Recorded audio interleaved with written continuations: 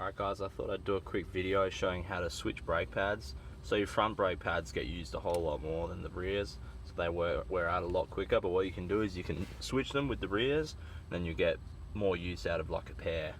So basically what you got to do is you got to release the quick release like this. If you've got wide tyres like mine, I'm running 28s, you might need to loosen the cable as well. Once you've done that, release your skewer down the bottom and loosen this off, and then the wheel will just drop out. Just that easy. Like I said, I've got the wide tyre, so it makes it a little bit more difficult. Alright, now basically you just want to run this screw out.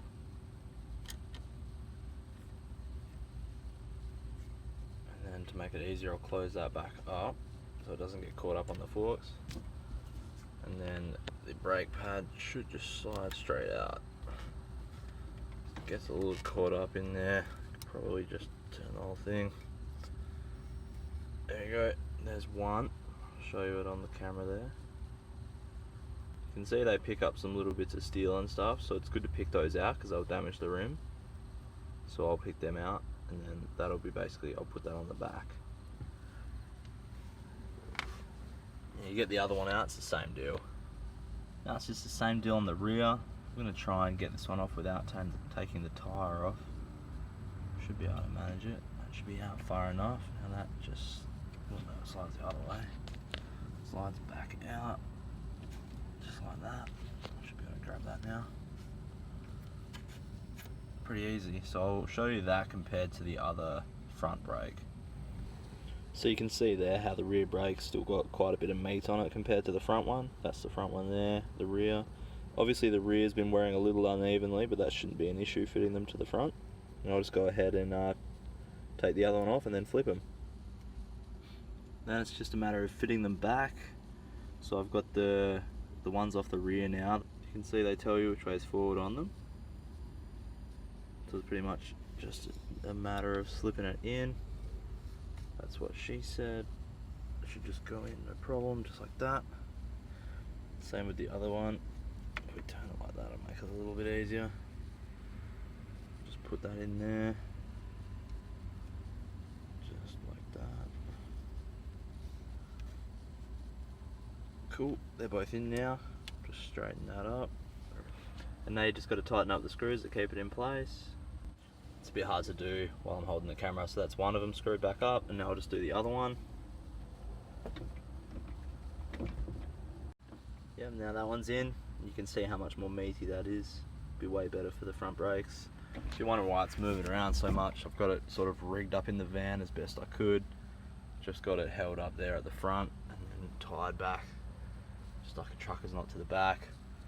It's a bit dodgy, but it's the best I could do for this. Once you got your front wheel back on, you tighten up your skewer.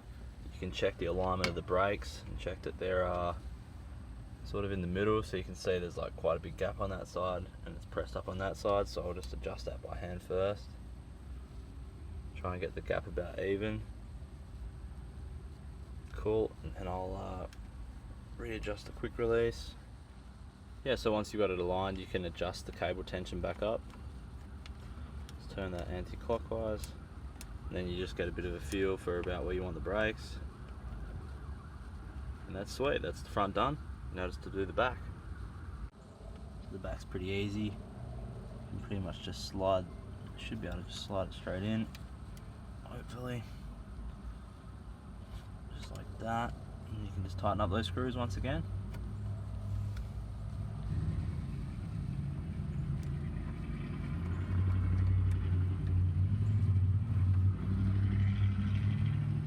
I just did the other side off camera, and the same deal. You just do back up the quick release.